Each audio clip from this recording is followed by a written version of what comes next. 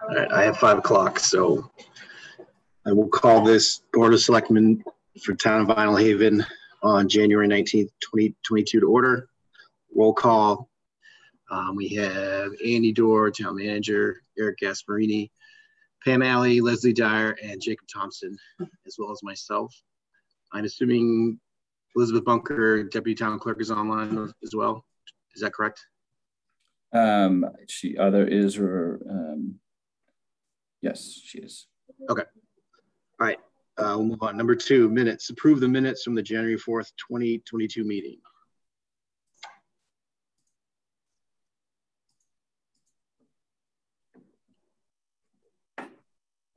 So moved.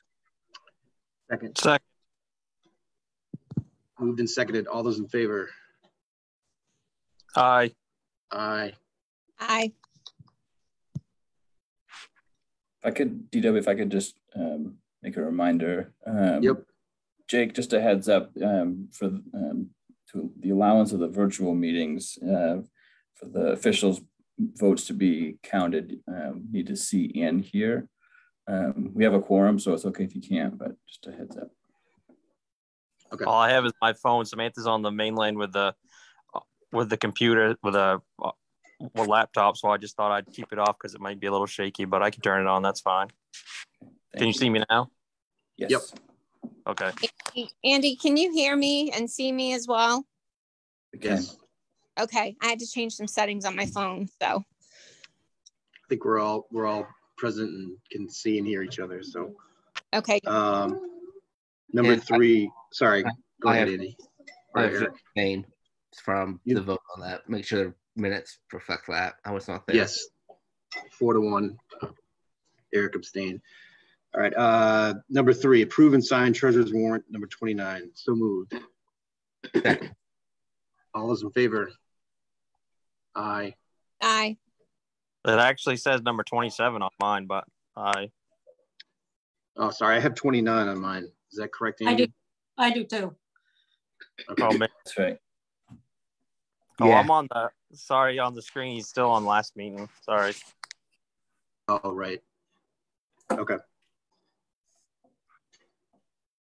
right. I thought all 5 approved. So number 4, approve agenda. Do we have any additions, subtractions? Not that I'm remembering. Okay.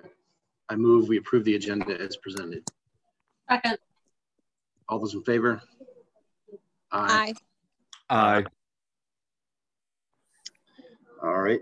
Number 5, communications, Mid-Coast Council of Governments. All right. Just a update on MCED, or what was formerly known as MCED, is now gone through an official name change to be recognized as the Mid-Coast Council of Governments. Same board. We recently on that board, and we recently had gone through a couple of 2-day workshop to come up with a new strategy or a vision for the work plan for the group. Some of this was coming out of acknowledging the dissolving of the Mid-Coast Regional Planning Commission a few years ago. So there's kind of a big lag or lack of support for in towns for some of this planning work. And so that was some of the large talk that was had at those workshops as to how can this organization pick up some of that and expand beyond just what has been seen as an economic development agency and absorb some of those other planning and land use challenges that so many small towns struggle to do. So going forward, that's what their organization will be referred to. Okay. Any questions from the board? Okay. Definitely better name than MCED. I agree with that. All right, we'll move on. Number 6, speakers from the floor.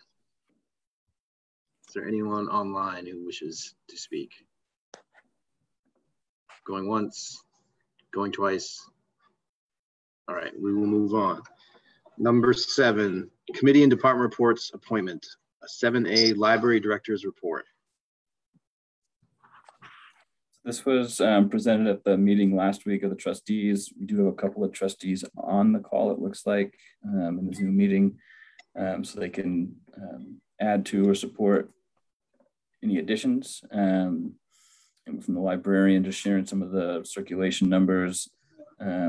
As of right now, the children's story time has been just canceled for now, but they look to resume that in the coming weeks. The website's been launched. I don't know if anyone's had a chance to take a look at the new library website. That is has been live now for a little while. Went through a complete new rebuild. And just hitting some of the big ones. And I think hopefully if there's things to add, Heather or Jen can add to it, but they're gonna, big thing is the library is looking to go through Scott, as well as the trustees would love to go through a strategic planning effort within the library itself. And so they're been looking at proposals and trying to look at how best they can undertake that this winter or spring.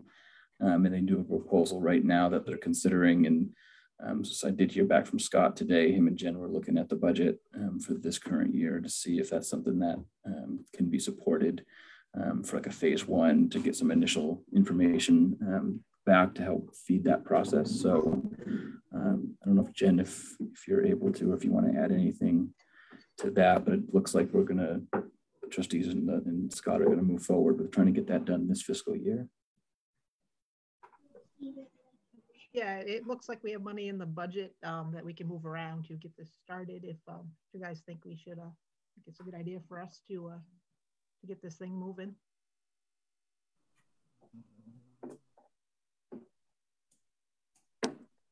Did you hear me? We can. Are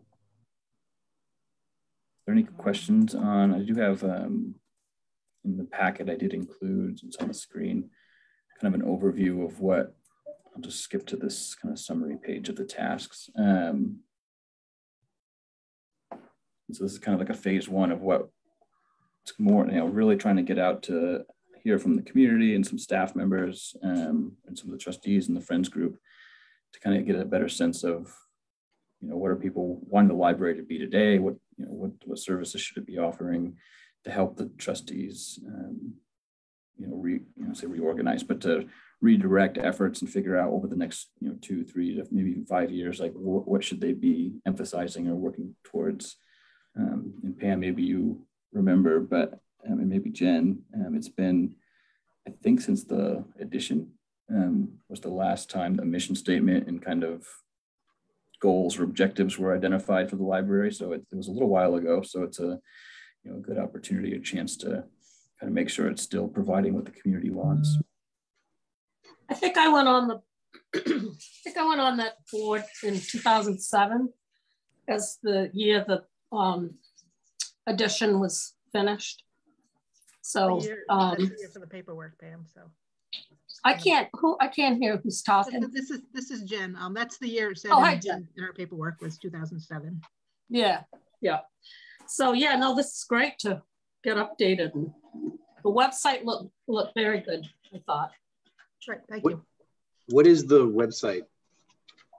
Is it just vinalhavenpubliclibrary.org? Is there a link on the town website? I would think maybe. There is. I believe there is, yeah. Okay, that's probably the easiest way for me to find it then. It's exactly the same website as it used to be. It didn't even change the address, I don't believe. Vinalhaven, Public Library. .org, I assume, right? Yep. Mm-hmm. Okay, cool. Thank you. Any other from the trustees meeting that wasn't highlighting that are worth bringing up? How much is this estimated to cost? I didn't see a cost on there. Is it on the next page or? Yep. Yeah. So the first phase to kind of get that feedback from the community and the trustees and the Friends and the staff, not to exceed 5,700. And then based on the information they get back, it'll be in like a report. All the findings will kind of come back to them summarized and easy for the trustees to then identify how they want to take next steps, whether they feel they can do that or in-house or need to contract to continue that process. So, and you said they're trying to do this during this fiscal year, so it'll be part of the current budget already approved. So they have the funds already. Okay. Yep. Okay. But it's not something they'll have finalized before our next budget is done. Is that correct? Not the full plan, no. Okay. This phase estimated to be done. Oh, I see. Okay. Definitely by I think we're off about a week maybe right now. So by the end of February, they should be able to have most of this back. Okay, well, that's good. So what are they looking for from us? Are they looking for a blessing to go ahead with this, or are they just letting us know this is what they're doing? At this point, it's more of an update. When I put it in there until Jen, I didn't know if they motion or anything. That's all I was asking. So. Yeah, no, Jen and Scott have had a chance to look through a little more closely based on what has been spent and what the library expects to spend. There's been a few things in the budget that, with COVID haven't gone according to plan, like travel and in-person conferences. So there's some leeway there. So I think they're feeling pretty comfortable that the current budget can handle it. But when we started, it was a possibility that we might need to consider some reserve fund. Just more of an update.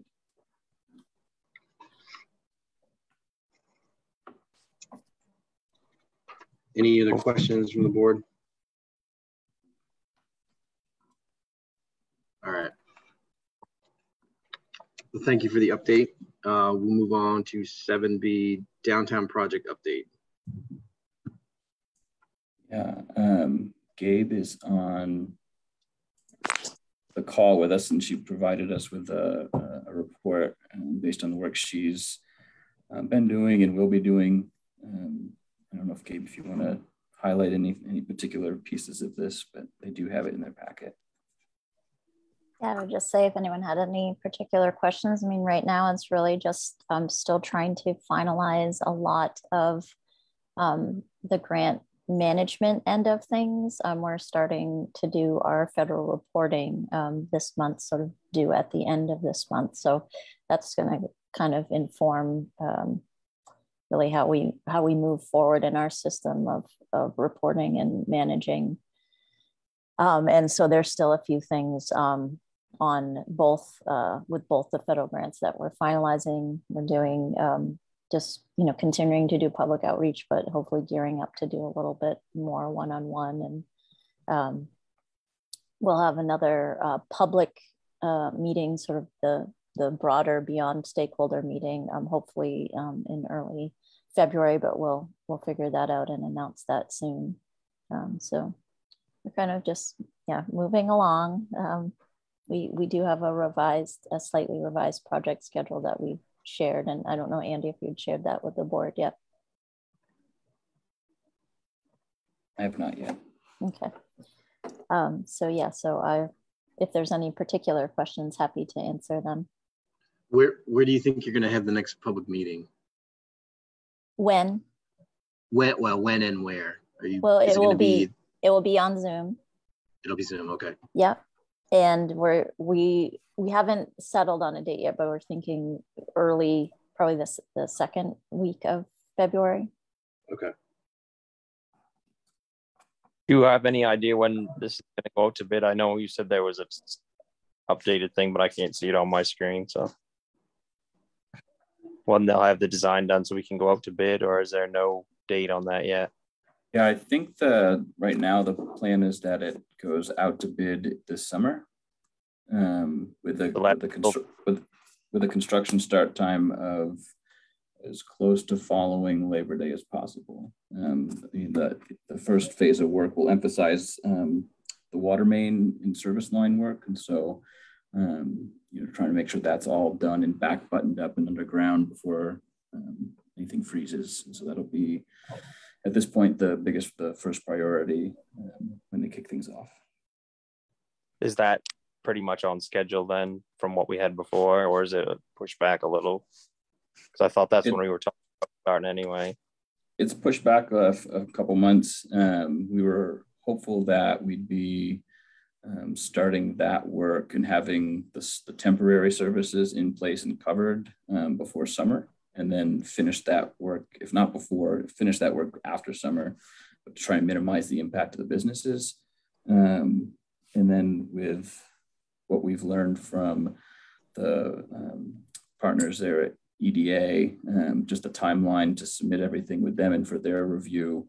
We have some a little more legwork than originally anticipated before we can present to them. We got to really have all permitting done, all the legal work done prior to. We were thinking perhaps that we'd be able to submit some of the other things to get going, but where they really wanted all of that upfront stuff complete before they even consider reviewing it. It just pushed us back to the point where it was going to be too close to try and guarantee it could get done before the summer season. So we'll wait till after the summer's over and to minimize that impact.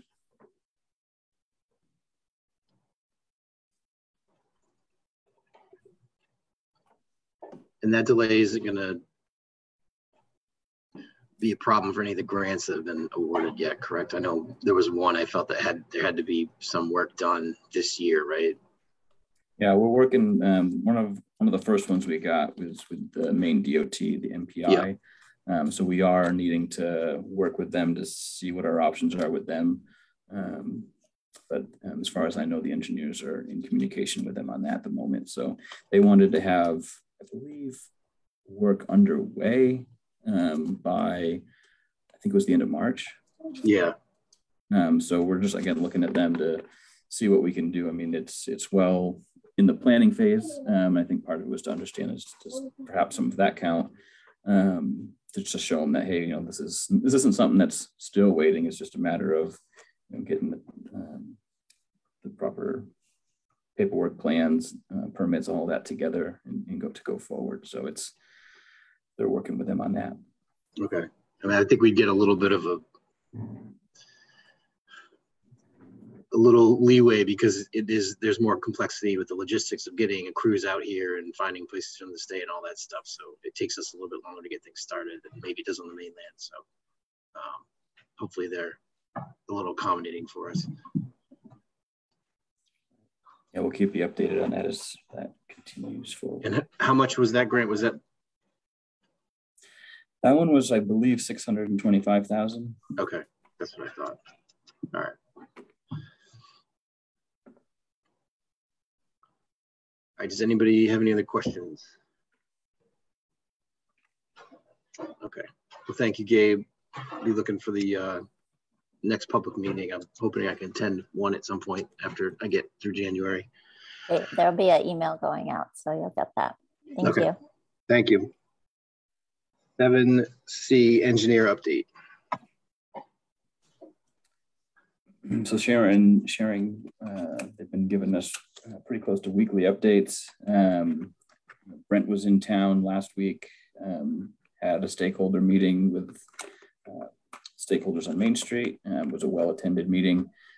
After that, he had met with a few folks one-on-one along the project area. They did deliver some kind of next design phase plans, if you will, for the transfer station. So I still have to get those up to Kenny and Luther and talk through some of those with them and kind of see where that sits in terms of function. It can look great, but you got to make sure it can function without any significant impact. So we'll get them to look at that again. And Brent's planning to be out with a few folks early February.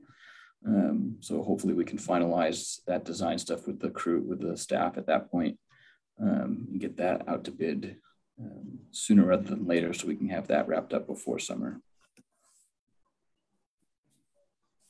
Other than that, there are a few other projects. That Vinyl Cove project, they're waiting for final survey on that, as well as High Street. If you remember, we had been looking at the High Street sidewalk as well. I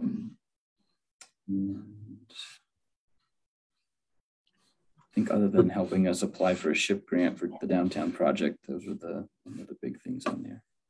So there's nothing else left on like the Public Works garage or the Caring Place Bridge. All that stuff is wrapped up. We've been fully billed and we've paid everything and we're good to go. All right, excellent. Oh, and the fire station too. That's another one that they're working on. They're expecting to have a a final memo on that in the next 2 weeks. And that'll be like creating another space upstairs. Is that correct? Kind of expanding that footprint a little bit, the garage itself, and then maybe a living space upstairs. Do I have that right? Yeah. Yeah. Primarily that bay, that first bay that needs to be extended to accommodate the next truck. To custom build one to fit in the current space. Estimates are at least $100,000 on top of a new purchase price. So we again went into that thinking, well, for $100,000, what can we do to modify the building and then not box ourselves into a corner to have to custom build something. Right. Yeah. And that's what they were looking at. And while they're doing that, if they get too far into any of the roof work and they're looking at it, it just made sense to have them look at, how could we modify the space upstairs to accommodate potential housing for the deputy, for the workforce, for anyone related to the fire EMS needs, that kind of thing, just to see what the cost would be. Yep. Kind of give us a conceptual design. No, I think that's a good idea. Okay. Does anybody have any other questions? Seeing none, we'll move on to 7D, Town Clerk 2021 Vitals Report. So Darlene, this isn't a full vitals report, but Darlene had mentioned or asked if we wanted to start thinking about town report for next year or for this year. The dedication in memory of, so she was just provided a list of those that had passed last year. Don't need to make any decisions today, but just putting that on the radar. By the time we get someone to draft something and get some photos collected, cover photo, as well as the wording for the memory and dedication, it takes a little while. So it might just to put that out there for you guys to think about.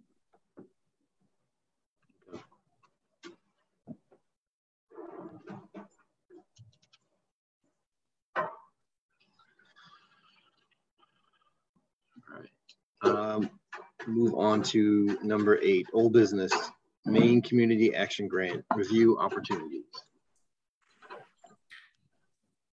So I did provide, and with PDF, it was easy to make sure you had a color copy of it.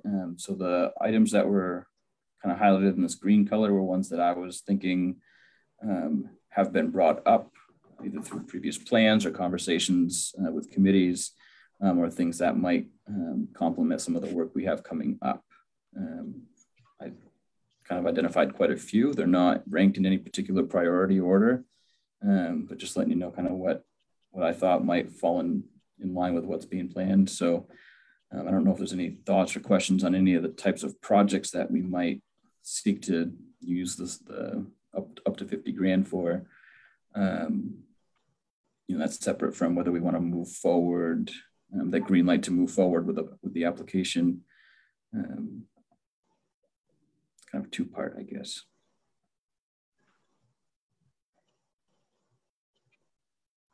So any things that jumped out at any of you that might work well?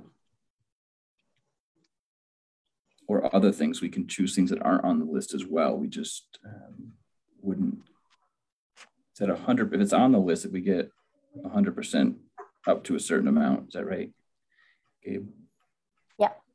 And then if it's not on the list, we've had to contribute, I think 10%. 10% match, yep. And it can be in-kind match as well. And I would just say that I think what would make sense is maybe to just have these few priorities, and then based on, if you decide to move forward, it would be narrowing down, I think, based on what is going to make a really strong application, and that would be really the justification of why this priority. So the more documentation we have behind why that chosen priority or that priority was chosen, and the more public input there is around that particular priority, the higher the application would score. So just want to be mindful of that might be a tiny bit of a back and forth process on selecting of the priorities, which is the number or the best fitting priority, but that's not to say you can't also apply. I'm still trying to get confirmation if you can apply twice in 1 year, or if you can only apply once per calendar year. Yeah, they did want for at least the first year here for only one per town for the first year. There was a question for about the first whether year is one per town. Yeah, okay. That's what they didn't say it was required. But that's what they're strongly, would like to see for the first year, just to see how it plays out. So there was another question about whether, if a town were to go in as part of a regional piece, could they do that and apply separately? And they reiterated that they would like that each town only apply once for this first year. And you said anything on the list is 100% funded, but it was capped at 50,000. Is that right? Mm-hmm. Correct. Yeah. I mean, I'm not going to not say get $50,000, but we all know that's not going to go very far. I think it's really intended to, like you'll see when looking at the list, like, get things off the ground, do that extra bit of planning. I mean, it would pay for engineering. And the other thing is to be able to use it to leverage other funds. So we did ask that question, like, could we use it as match for something else? And the answer was yes. It wouldn't be on the list, but it's an acceptable use of the money. Okay, well that's good. I know one thing that's come up both of our first two stakeholder meetings with the downtown project is the flood insurance costs for property owners being particularly high downtown. I think one stakeholder mentioned upwards of $20,000 a year for their premium. And so that's one of the things on the list. And we've talked about it in the past about the community rating system. It's something that the town can enroll in. It is a pretty, there's an upfront lift to get this, organized in-house and get things in place so that we're tracking and keeping good records of things. But it's a program that allows the town to enroll in. We can achieve certain class levels or classes, and the lower the class number. And I think out of 10 classes, you start at 10, you get to 1. It lowers that premium. It's like a discount on the premium for anyone that in the community that enrolls in the program. I think just to get to the 9, I think even to potentially an 8, those that have participated say most towns have quite a few things already going for them in their benefit that makes it relatively easy to achieve. Just a matter of the organization in-house to show that you have the information necessary to meet those things. And then the steps beyond that get a little more complex and involved, require some bigger commitments. But I think just to get to that first or second class at 8 or 9, I think it was somewhere near 5%, I believe. Quote me, I have to double check that, but a reduction in their premiums. And if you can get all the way. How does the community rating system differ than having the maps redrawn? Because I'm trying to say, I know personally, like private property owners have paid to have someone come in and do an analysis and say, nope, we disagree with FEMA's map. Here's why. Mm-hmm. How is this different? So the rating system is really more acknowledging flood risk and trying to find ways to mitigate that, whether, and then having the records too of anyone that's built in the floodplain, making sure that we have the certificates of elevation, making sure we have all the permits necessary to have built there, in putting things in place in our floodplain ordinance that require a certain amount of elevation above the base flood elevation. I think there's other things that having land in conservation along the shoreline in the floodplain actually is part of the scoring. We're certainly not lacking for some of the protected lands along the shoreline out here. A lot of coastal towns have that. So it actually helps score things, helps scoring. And there's other, I think, programs, I mean, it's a pretty good sized book of things that we can put forward in a lot of ways to achieve these classes. So I think some of it would include programs helping or having buildings flood-proof, their facilities, their infrastructure. So there's a bunch of different things that we'd have to achieve, and I can in the future meeting give a little bit more overview on that program in particular, if we want to look at it for this grant or other things, just on its own. It was just one thing that came up in the last 2 meetings.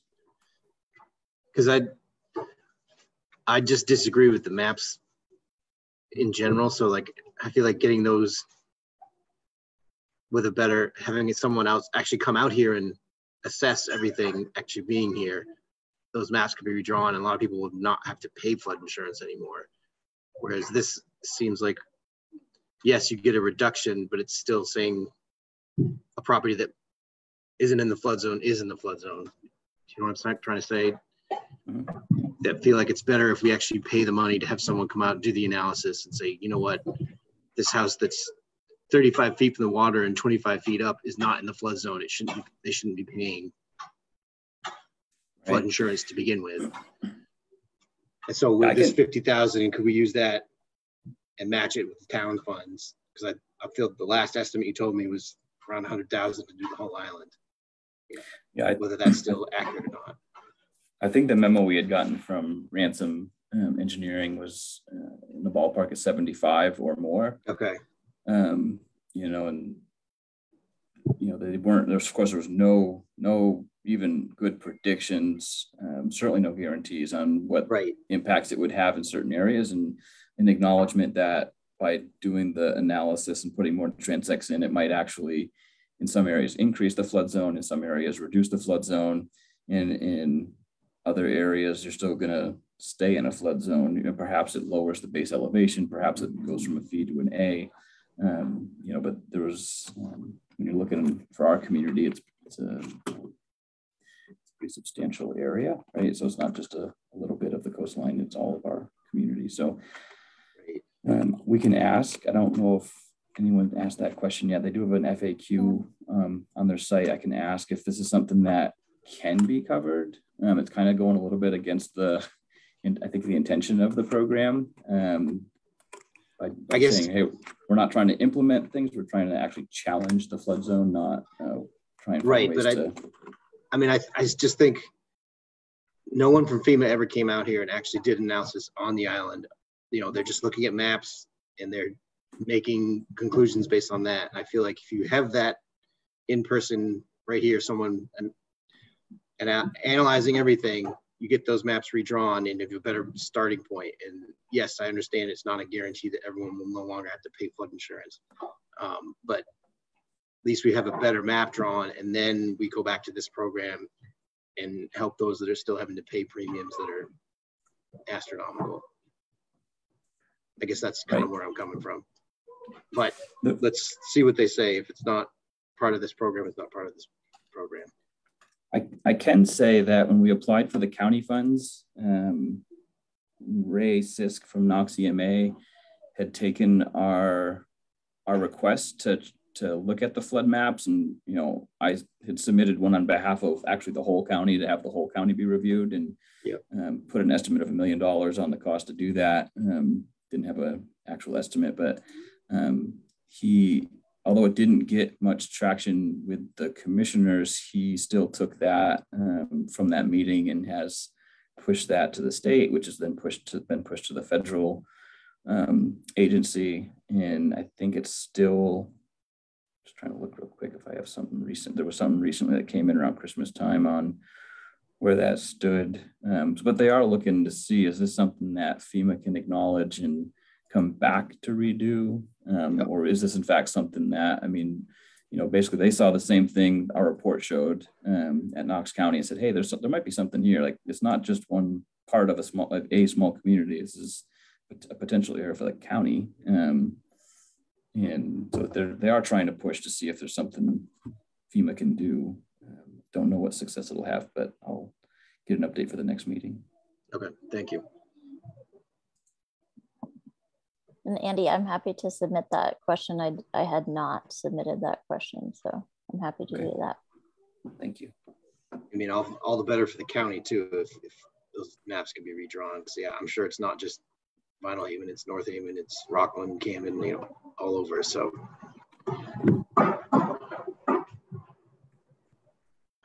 All right, any other questions on the community action grant? I do. Oh, sorry. Go ahead, Andy.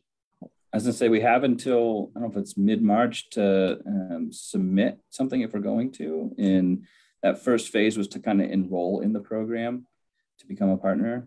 And so I'm assuming you want us to just start that process, and then at the next meeting, perhaps zero in on a few different things that we might actually apply for. Does that sound okay? I agree with that. Yeah. Okay. All right. And I did have a question that just that understanding that you all were comfortable with the components of this enrollment, which is that resolution, and you know, there is the evaluation component, which that wouldn't be on you to do. We'd obviously have you review it, but there's just a list of things that you say, whether you've done it or you have it, or but the main component is that the board adopts the proposed climate resolution that is presented with I think that's part of the materials packet.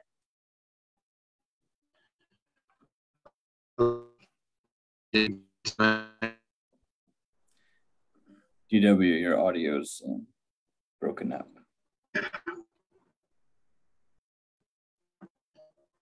I don't know if it's better. You want to try turning your video off? Yes. All right. 1 second.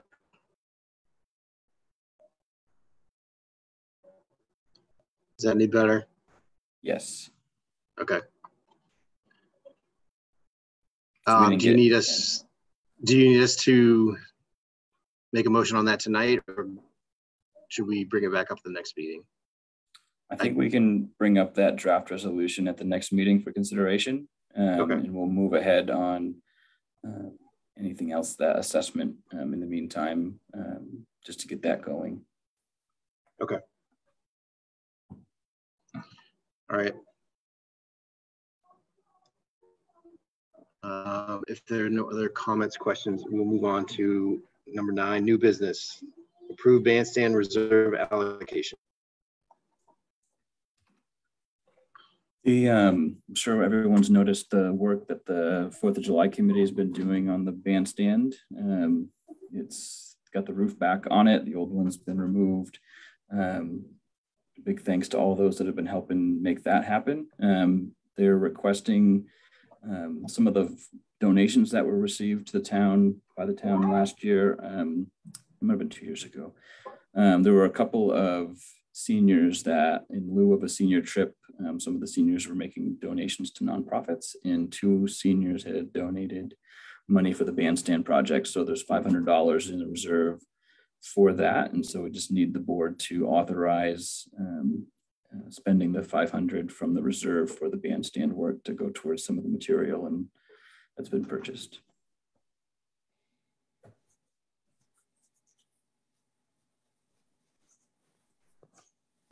I make a motion we release the reserve funds to the who are we releasing them to? The 4th of July committee? It'll be to pay invoices directly, but just for the bandstand. Well, I make a motion that we release the bandstand reserve fund.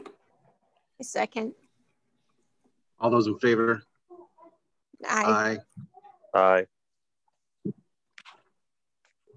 Aye.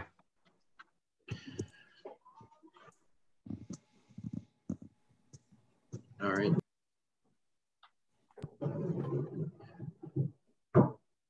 Anything else on that, Andy? Not at the moment. I did ask them to let us know if there were other things that they might need help with. And Tori and Julie are the ones that are communicating with me mostly. So I'll just stay in touch with them and see if there's other things that come up. All right, we'll move on to 9B, approved job description, Director of Public Works. All right, so this is something back in December I had mentioned.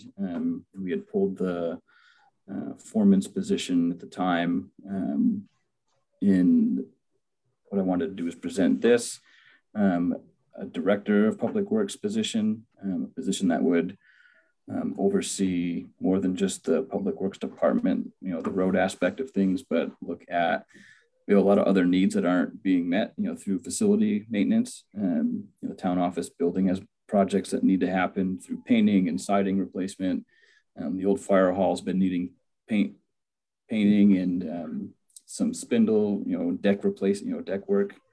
We've had some rot down there.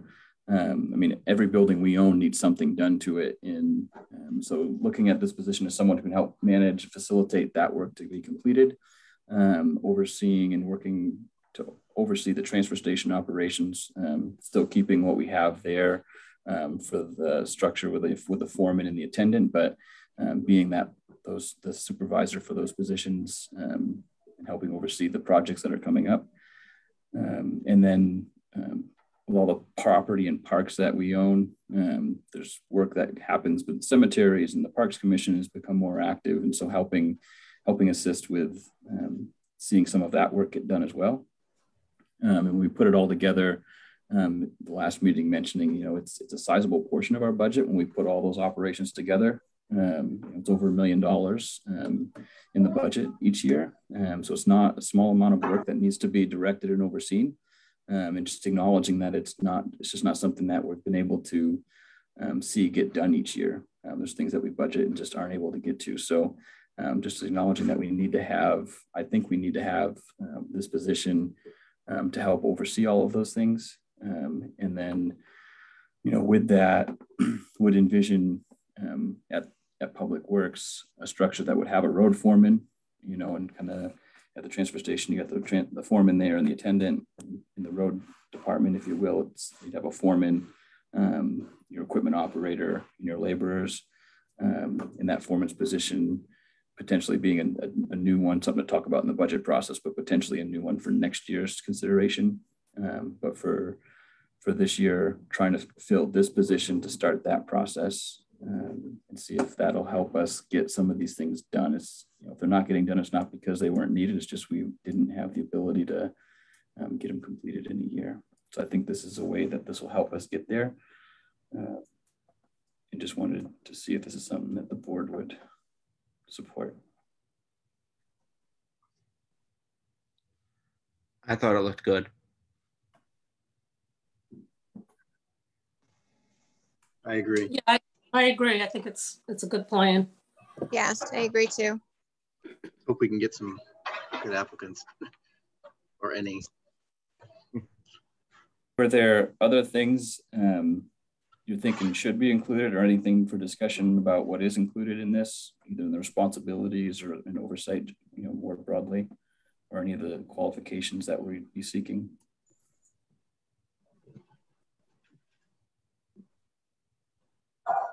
I thought maybe 10 years experience might be a little bit much. Maybe you could say 5 to 7 or something like that, but whatever you think's best, I guess. Okay. Yeah, 10 years, we might be narrowing the I mean, we a little bit. We don't want to discourage someone from that might have the proper experience, have something written like that. That's all I was thinking. But I mean, it looks fine to me. Besides that, it seems like could be a little cumbersome and might discourage someone. Sure. And probably worth mentioning that, you know, with this year's budget, we do have the ability to fund, at this amount. I don't know if that range is something that's worth talking about. If you have questions about that, I'm hopeful that is what we'd be able to fill it with. It ranges depending on town size and in the scope, that's being done, the employees size for those departments, but it's kind of all over the place. But I've seen anywhere from 55 to 65 for some of the smaller municipalities that have them. So I don't know if this is a number that works, but for this year, we can we can handle that in this year's budget, where we've had, been down one position and with the road commissioner's position not being filled in the last few months, we have the ability to do that. What does that equate to in like dollars per hour? Is it 25 or something close to that, or do you have any idea? Yeah, I mean, because I'm not sure what the paid holidays are. I could do the math if I knew. It's about 30 if you do 2,080 hours a year. Okay, I just did just over 30. Yeah, well, that seems like a good starting salary for someone, but I don't know. That's it. If they were at the 62.5, it'd be slightly less than obviously if you're lower than that. But the benefits are added on top of that, correct? True. That's correct. Yeah. So I mean, I think to me it sounds like a decent wage.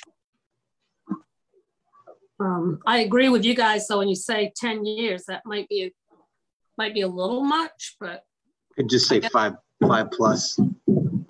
Yeah. And I guess it would depend on what the resume looks like. Maybe somebody might have a lot of experience and not have that many years. What you were saying earlier. Right.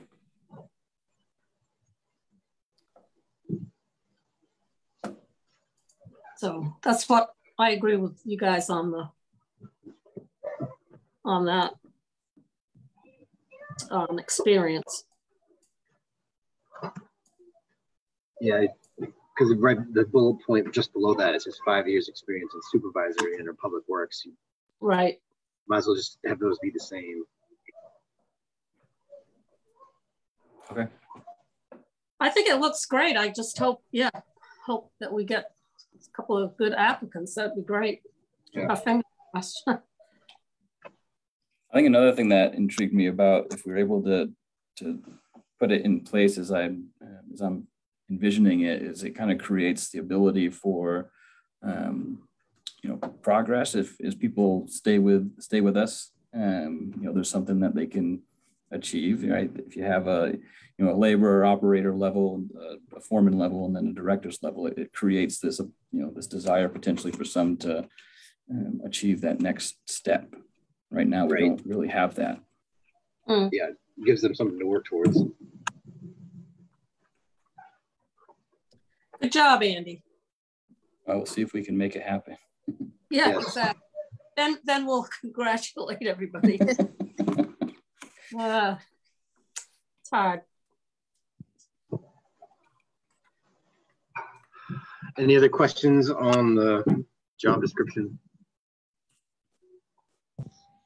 All right. No.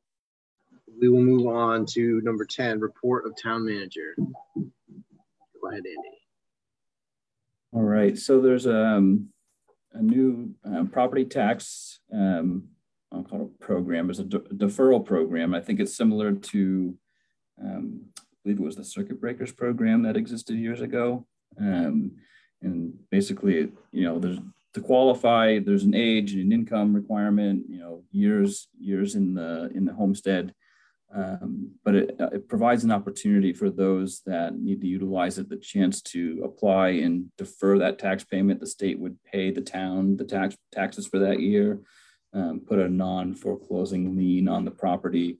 And when the property transfers ownership, the state would then be repaid through that transfer. It's not the answer for everyone's situation, but it is a program the state's putting back in place and being able to provide the funding for that program through some of these COVID relief stimulus monies. I did put information on our website last week about it. If anyone's looking for more information on that and links to the state site. And this is going back to something I think Eric has brought up for probably the last couple of years now. There is the opportunity through statute for municipalities to create their own local tax programs. There's one that's similar to this, where similar kind of a deferral program. Then there's also one that is kind of like a work program You kind of volunteer with the community and can use that to build credit towards a tax payment, basically a work program.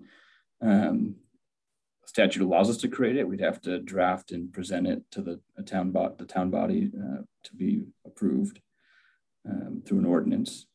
So if that's something you wanted me, I did give you some examples of some other smaller towns or other towns that have adopted these. I don't know if you had a chance to see any of them, but if you want, I can try and draft something for the next meeting for something we want to try and put in place for next tax year.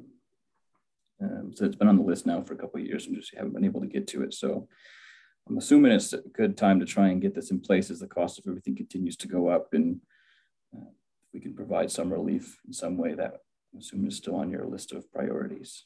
So taxpayers that would qualify for this program, they could defer their taxes definitely. For the one the state had brought back and put in place, yes. Okay. And then it's really whoever inherits the property or purchases the property after that person passes away, they then have to pay all the back taxes. Is that correct? Yeah, I'm not, I can find out. I'm not familiar with, the situation where, if it's inherited by heirs, how that might work. It's easy to put it in perspective if it sells, right? And then, but I can find out more on that and make sure it's on our website. I'm not 100% certain. I understand that some need the relief, and I'm not saying no. I'm just, if you defer taxes for 10 years and then you're going to sell it, the person buying it's be like, well, I'm going to have to pay, say it's $100,000 in back taxes. I'm not going to pay your listing price. Like, it just seems to devalue the property on the commercial side. So yes, you're getting tax relief, but then this asset that you have isn't worth what it would be worth. Right. Yeah, like I said, it's not the answer for everyone. Well, I would think before you'd be able to defer, but I would think before you could defer for year after year after year, there'd be, certain things you'd have to do before you could just continue. Yeah. I mean, you'd have to look at it by year, but also would it work similar to how the sewer liens work? I mean, I know they're two totally different things, but when a property is sold, if there's an outstanding lien on the sewer side, that has to be paid by the bank before the closing can take place. From a lien perspective, it'd be similar. The big difference here with this program backed by the state is that the towns aren't losing the tax revenue. The implications on the sale and what that means for the property owner at the time of sale with the liens and what they might get from the sale or net from the sale minus that, it's hard to get into, I guess, what that is for each property, but. Right. This is here, Pam, that if you apply for the program and it's approved, you don't have to continue. You don't have to apply again. You can continue to defer the property taxes on your homestead in future years, as long as there's no change in circumstances that might lead to disqualification or removal. Mm-hmm. Yeah, there's an income requirement and an age requirement. Yep. And I certainly needs to be a homestead property and qualify for the state homestead program. Yep. Meaning it's a primary residence. And I think there's even a minimum number of years that you must have owned the property potentially. What is the homestead exemption now? Is it 40? 25. 25. Is it? Yep. I read an op-ed in the Portland paper about, is it true that towns can increase that on their own if they want to? I mean, obviously the other taxpayers would have to pay for it, but is that another option to property tax relief that we could give to like local people? Is that true or is that not true? I think that goes to the that second point I was making, that there are in statute 2 opportunities for the towns to adopt their own, implement their own ordinance or enact their own ordinance with some sort of tax program. There are 2 different ones, and I can give, if you want, I can try and draft something of what ours could look like based on what I've seen from other communities for the next meeting. That might be what they're thinking of. We can't, mean, we wouldn't modify the state's homestead tax program, but we can kind of come up with our own within that statute. Piggyback on it, right? Basically. Yeah. Yeah. Okay, that is true. That what I read then. All right. Yeah, I think to get more information for the next meeting would be good. I agree.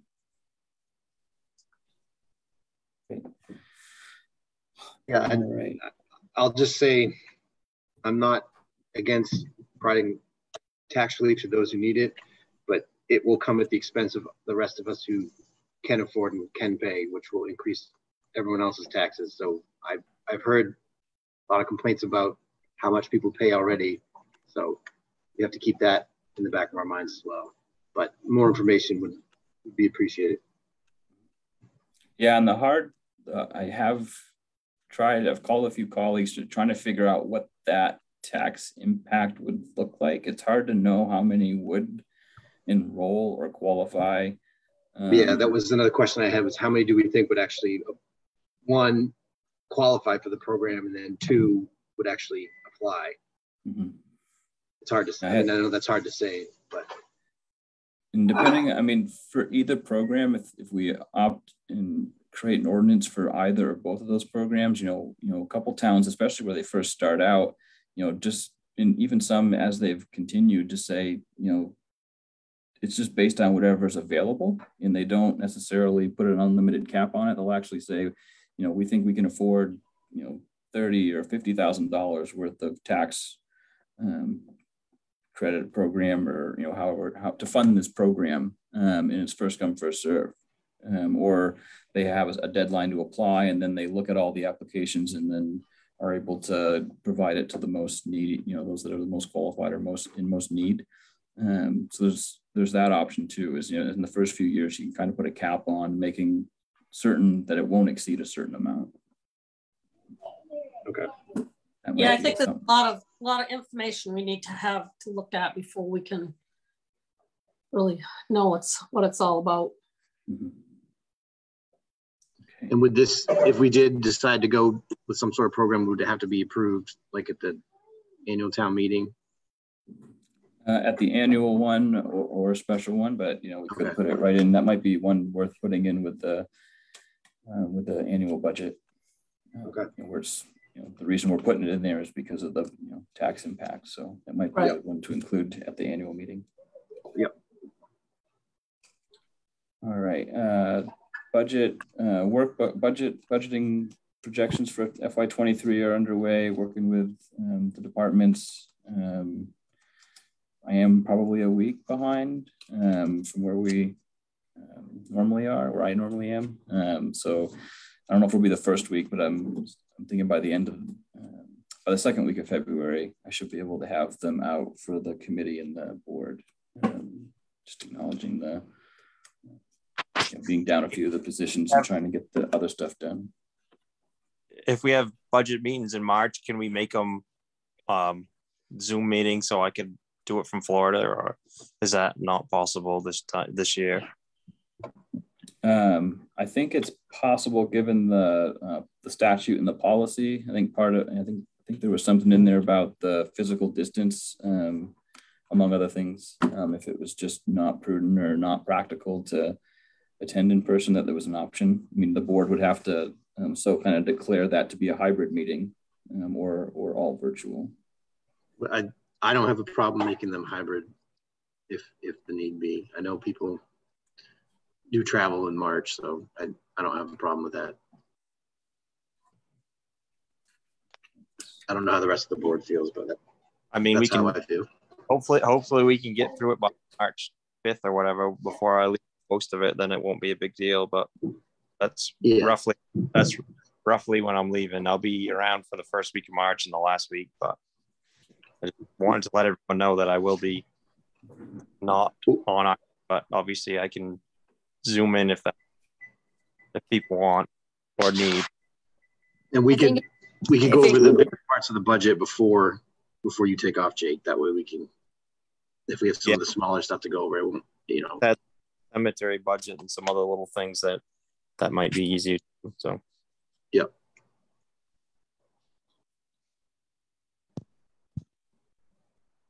Great. I think another piece that would be helpful to kind of get a pulse on, and perhaps we can talk if we need to at the next meeting, if you want me to present some thoughts or numbers on it, but being mindful, of the current wage floor kind of being increased. I mean, we've seen some big COLAs for Social Security, for minimum wage, the Northeast COLA, but also, the cost of living increases being kind of separate from the wage floor.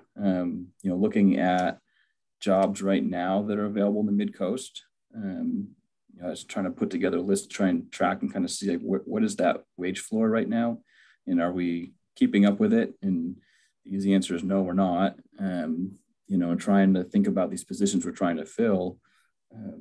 What number, do we need to put it at? I mean, right now, like for the clerk's position, for example, been advertising that between $13.50 and $15 an hour.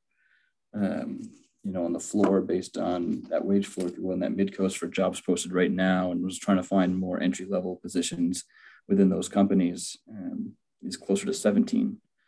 I'm not trying to suggest we match that, but just, I think we need to acknowledge that floor has gone up a fair amount, and we're not doing well to try and attract, we're not able to really attract people to sign up or to apply for these positions. And it makes it hard to try and think, well, we can just put a higher wage on that one position without acknowledging the current staff in an effort to retain what we have left. So I wanted to try and bring a proposal at the next meeting if the board was open to hearing it, for trying to adjust the wage floor in the wages this year.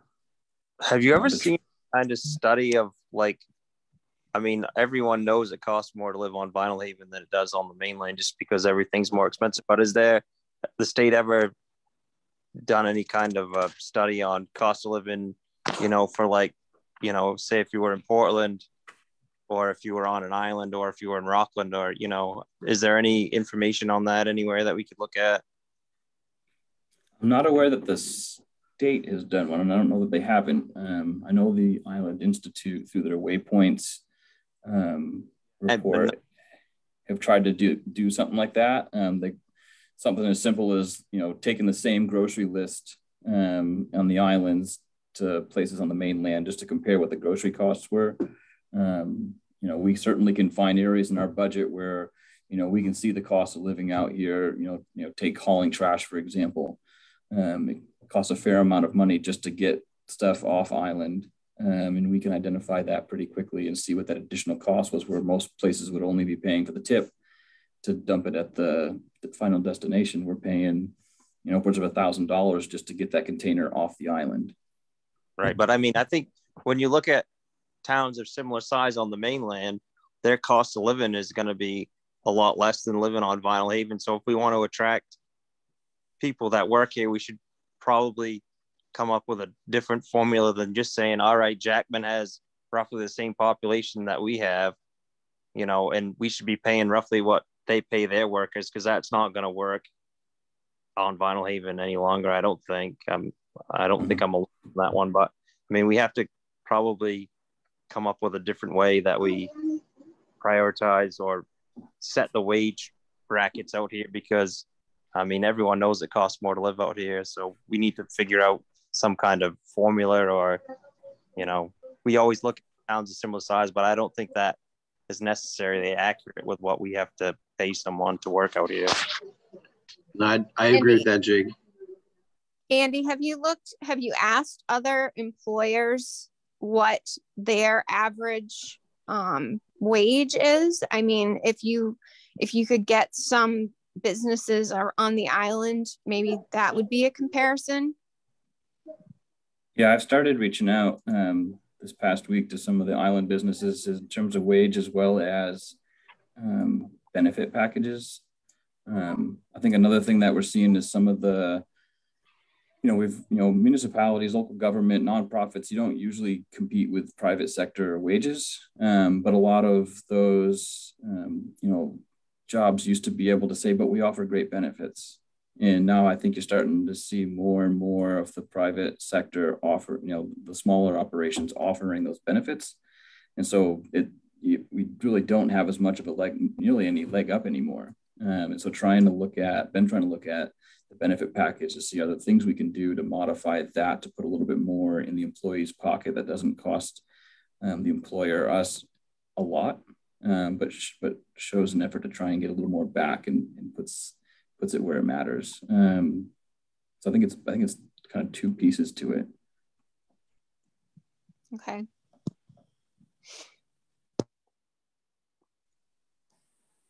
Have we ever offered a retirement match? Because I mean, that necessarily wouldn't cost us any money if no one put money into it, but that is something some people like. Yeah, we currently contribute without a match requirement from the employee 6% into a retirement fund. So as a town, we already put 6% of their salary into a retirement fund, even if they don't themselves choose Correct. To do that. Okay.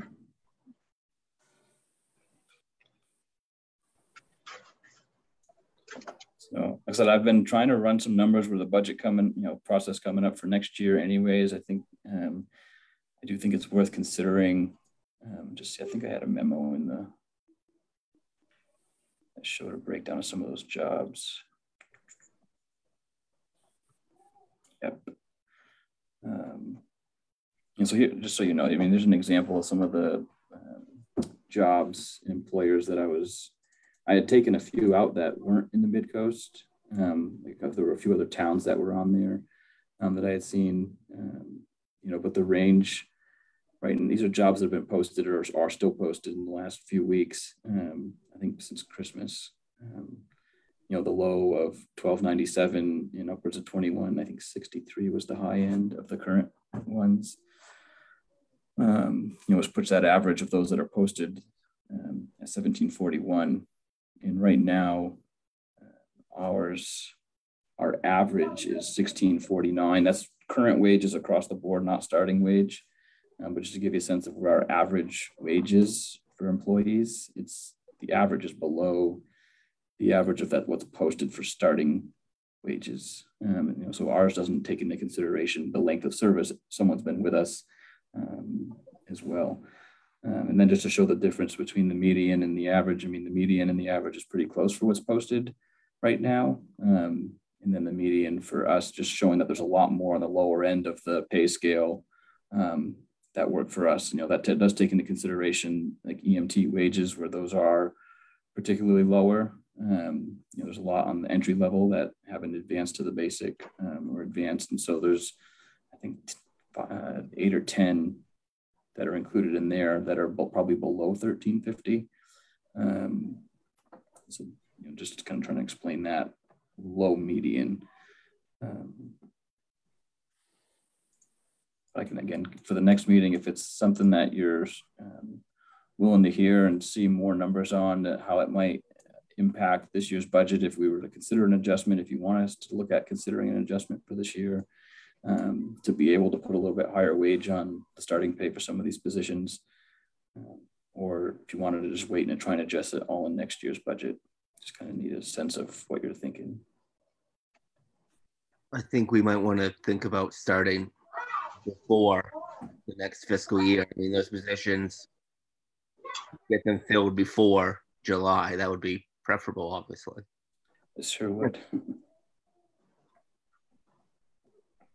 And I know it would still mean next year's budget bears the brunt of any adjustments made this year, plus whatever might be made next year. But if we could kind of separate the wage floor from the cost of living increases, it kind of makes it two very separate things. And then we can focus just on the cost of living increase with next year's budget. And again, separating that from the wage floor issue.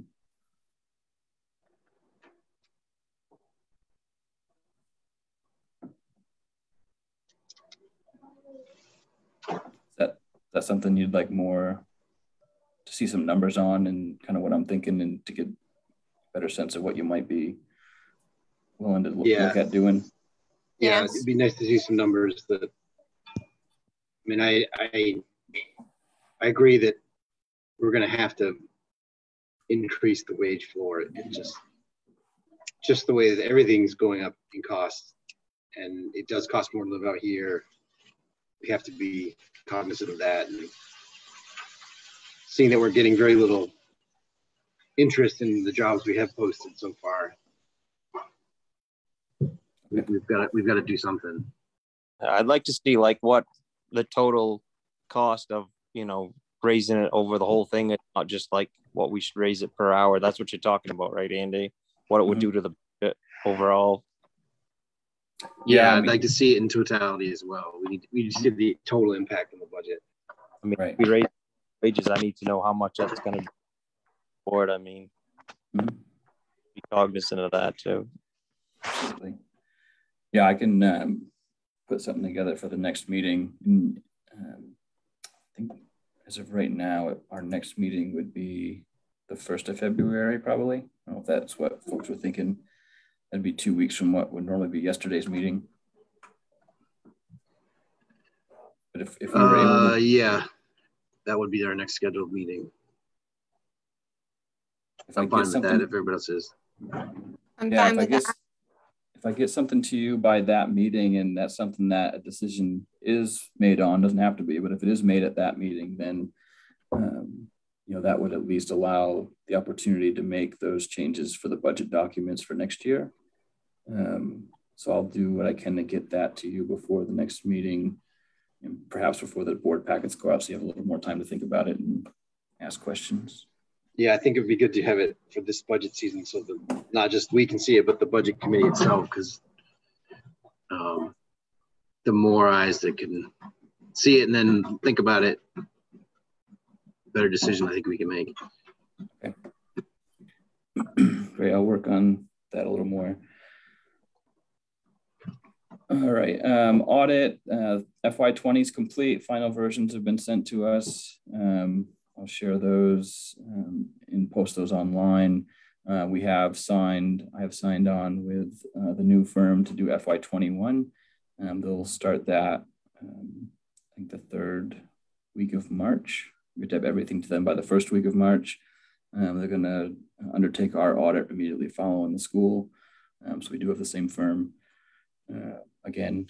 So that'll be helpful. I am gonna be utilizing someone locally to help us get that up and running, where we're short-staffed right now. We might, you know, I was talking with Debbie about it, and just, you know, we might just have to say, you know, if we just need to have her step aside and work in the other room, you know, so be it. If, you know, we just need to be a little flexible, and it's the time of year where we can be. If we were doing this in the time of year we normally do it, it wouldn't work, because normally we're doing this in October. It's pretty busy in October. Between tax payments and that's a big one for us that time of year, but everything else that's going on, usually a lot of vehicles coming in around then. So that is something that we're gonna need to be flexible on to make sure we get all that completed, so we can get it to them by the 1st week of March. We're working towards that. We talked about the community action grant, the local fiscal recovery funds, something we haven't spent a lot of time talking about yet, where the rules were still interim and going through draft and comments. They are final. They take effect, I think, April 1st. In between now and then, if I understood correctly from the presentation I was on, towns can choose either interim or final rules right now. And then as of April 1st, only the final rules can be applied when you're looking at allocating the funds. I don't have any proposals right now for how we should consider spending them. We so far have received just over 59,000. And equal payment should be coming to us in the fall for a total of about 119,000.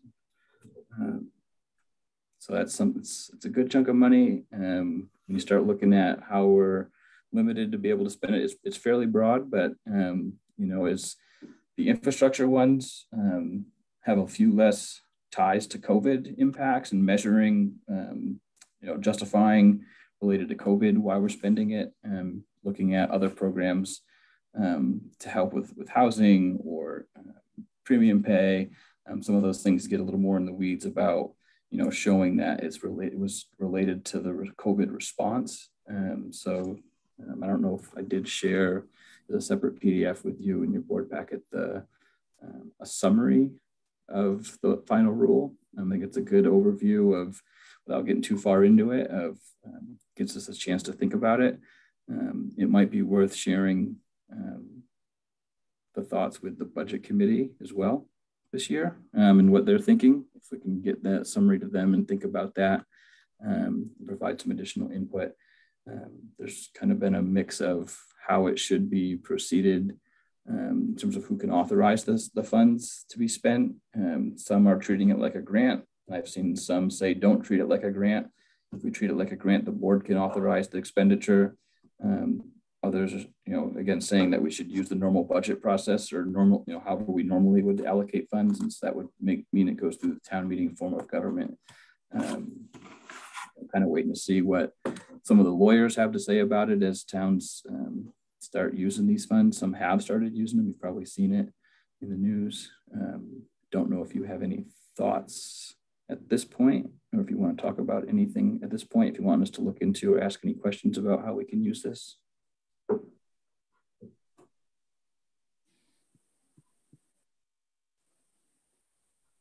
Nothing yet. Okay. Yeah, I don't know if I probably won't present anything for the next meeting, but just try and, for the budget process, perhaps put that out there.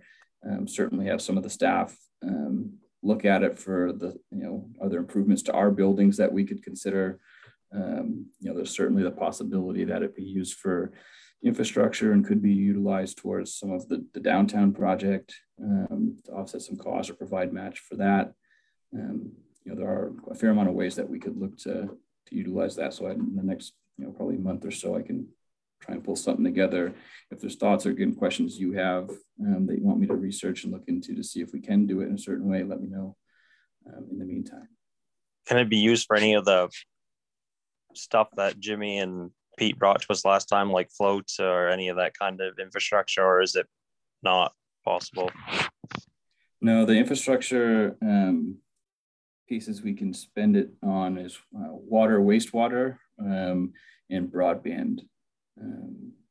And so with the water and wastewater, it's the drinking water program and the clear. There was 2 programs with the federal government that we can use. So floats, I don't think floats, simple answer is no, I don't believe floats are included in those programs. They usually run the gamut of, water quality testing and improvements to increasing water supplies to drainage. There's been some ways to kind of link it to flood resiliency through one of those programs. And so those start to get a little broad, and it allows you to get a little bit away from the direct COVID ties. There is still, I think, some desire to see some of that talk about the retention of jobs potentially, at the very least. It's all about trying to stimulate the economy, so put money back where it needs to help the most. So, but no, I don't think we can use it for floats. Could any of it be used to purchase the new pumps that are needed for the pump stations? It's certainly possible. I know one of the things we were looking at was, the sewer department's done great about, through some of the state grant programs, the department has a fiscal sustainability plan as well as a climate adaptation plan. And so I think that was something that we were talking with Wood and Kern about, to see, are there, what from those plans would be eligible. I think a lot of them are, but we just need to be mindful and careful about, making sure that it does. We run the risk of. Well, we know that some of them are going to be impacted by sea level rise. So like the electrical panels need to be raised and so on and so forth. So right. I would think that would be making eligible for some of that money. Mm-hmm. Yeah, I think that example is one that we were pretty certain does qualify at this point. Yeah. Okay. Alrighty. That's all I had. All right, move on to 11, report of members. Everybody. I was just curious if, I didn't know if the electricians had been out, if they looked at that light on the old fire hall that's on the parking lot side. I've not had the electricians out to look at that yet. That would be good if they could. And also, would you be able to send all that state, the tax deferral program information? Could you send that in a separate packet so I can look at it a little easier? Sure. And you want, just make sure I get all the information you're looking for. The new program the state's created, the deferral program, and you want the sample ordinances for the local options as well? Yeah, whatever you think we'll need for the to use for the next meeting would be good. Okay. Thank you.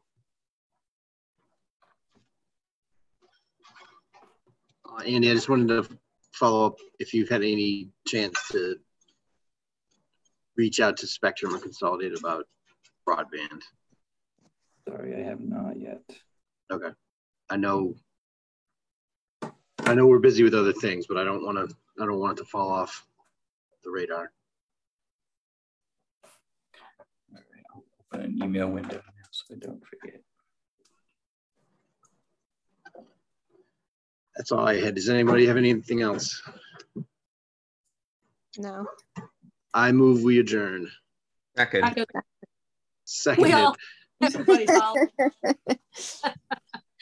All those in favor? Aye. Bye. All right. Thank you, everybody. Thanks, Thank everybody. you, Andy. Thanks all. Have a good night. See ya. Yes, February 1st is the next meeting, 5 o'clock. Oh, 5 o'clock. Okay. Yep, I believe we'll plan to be in person. Is that okay with the board? I hope so. I like those a little. I would prefer that. Okay. Yeah. We'll plan on in person February 1st at 5 o'clock. All Okay. right. All right. All right. Thank you. Thank you, everyone. Thank you, Gabe. Thank you, Andy. See ya.